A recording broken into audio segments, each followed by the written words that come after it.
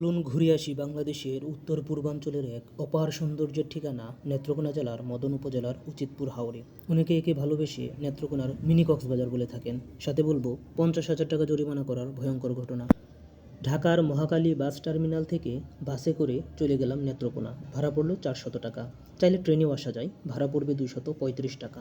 নেত্রকোনা থেকে বাসে করে চলে আসলাম মদন উপজেলায়, ভাড়া পড়লো 70 টাকা। চাইলে সিএনজি করেও যাওয়া যায়, ভাড়া পড়বে 100 টাকা। মদন সদর থেকে উচিতপুর ঘাটের দূরত্ব মাত্র কয়েক কিলোমিটার। অটোরিকশায় করে মাত্র 30 টাকায় আমরা অবশেষে ঘাটে পৌঁছে গেলাম। দূর থেকেই চোখে পড়ছে সারি সারি নৌকা আর ট্রলার, যেন সবাই অপেক্ষা করছে হাওরের বুকে ছুটে চলার জন্য। আমরা একটি ছোট্ট নৌকা ভাড়া করে বেরিয়ে পড়লাম হাওরের অপার সৌন্দর্যকে কাছ থেকে দেখার উদ্দেশ্যে। নৌকা ধীরে ধীরে ঘাট ছেড়ে এগিয়ে যাচ্ছে। চারদিকে শুধু বিস্তীর্ণ জলরাশি, হালকা বাতাস, পানির মৃদু ঢেউ আর চারপাশের নিস্তব্ধতা, সব মিলিয়ে যেন প্রকৃতি আমাদের আপন করে নিচ্ছে।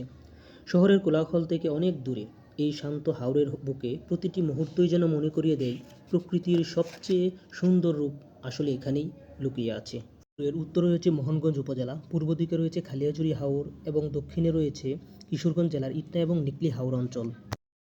ডিসেম্বর থেকে এপ্রিল মাস পর্যন্ত এই অঞ্চলকে ভিন্ন রূপে দেখা যায়। চারদিকে সোনালি ধানের সবুজ মাঠ আর ছোট ছোট মেঠো পথ, এ যেন এক সবুজের স্বর্গ। নৌকায় ভাসতে ভাসতে আমরা চলে এলাম হাওরের মাঝখানের ধনু নদীতে। হাওর অঞ্চলের প্রাণ বলা হয় এই ধনু নদীকে। ধনু নদী মূলত সুরমা মেঘনা নদী ব্যবস্থার একটি গুরুত্বপূর্ণ শাখা। শুষ্ক মৌসুমে এই নদী কৃষিজমি, সেচ, মাছ ধরা এবং স্থানীয়দের দৈনন্দিন জীবনে গুরুত্বপূর্ণ ভূমিকা রাখে। একসময় যখন সড়ক যোগাযোগ ছিল না, তখন এই অঞ্চলের মানুষ ব্যবসা বাণিজ্য, শিক্ষা, চিকিৎসা কিংবা সব কিছুর জন্যেই এই নদীর উপর নির্ভর করত। ছোট ছোট হাওর ও গভীর ধনু নদী পেরিয়ে আমাদের নৌকাটি ছুটে চলল। আশেপাশে তাকালে কিছু ছোট ছোট গ্রাম দেখা যায়। হাওরের মাঝের গ্রামগুলো যেন সাগরের বুকে ভেসে থাকা ছোট ছোট সবুজ দ্বীপ। বর্ষাকালে যখন চারিদিক পানির নিচে ডুবে থাকে, তখন এই গ্রামগুলো দ্বীপের মতো জেগে থাকে। চলতে চলতে আমরা সামনে কিছু রাস্তার দেখা পেলাম। এই যে সামনে যে রাস্তা দেখা যাচ্ছে, এই রাস্তা দিয়ে একসময় বিভিন্ন যানবাহন, বিশেষ করে অটোরিকশা চলাচল করত। সেই রাস্তা এখন পানির নিচে, দেখে বোঝার কোনো উপায় নেই। বর্ষাকালে হাওর অঞ্চলের নৌকাই হয়ে ওঠে মানুষের একমাত্র প্রধান যানবাহন। চারিদিকে শুধু পানি আর পানি, রাস্তা, মাঠ, এমনকি অনেক সেতু পানির নিচে তলিয়ে গেছে। এই সময় স্কুলে, অফিসে, বাজারে কিংবা চিকিৎসার জন্য কোথাও যেতে হলে নৌকা বা ইঞ্জিন চালিত ট্রলারের উপর নির্ভর করতে হয়। মূলত বর্ষাকালে এই অঞ্চলে অধিক বৃষ্টিপাত ও উজান থেকে নেমে আসা পানিতেই মহাসমুদ্রের রূপ ধারণ করে। স্থানভেদে এই পানির গভীরতা 10 থেকে 20 ফুট বা তার থেকেও বেশি গভীর হতে পারে। হাওর অঞ্চলের মানুষের জীবন ও জীবিকা পুরোপুরি নির্ভর করে ঋতুর উপর। শীত মৌসুমে এই অঞ্চলে মানুষের প্রধান পেশা কৃষি, পশুপালন কিংবা ক্ষুদ্র ব্যবসা হলেও বর্ষাকালে অনেক কৃষকই পেশা বদলে মাছ ধরায় নেমে পড়েন। পাশাপাশি হাঁস পালন কিংবা নৌকায় করে যাত্রী আনা নেওয়া করে থাকেন।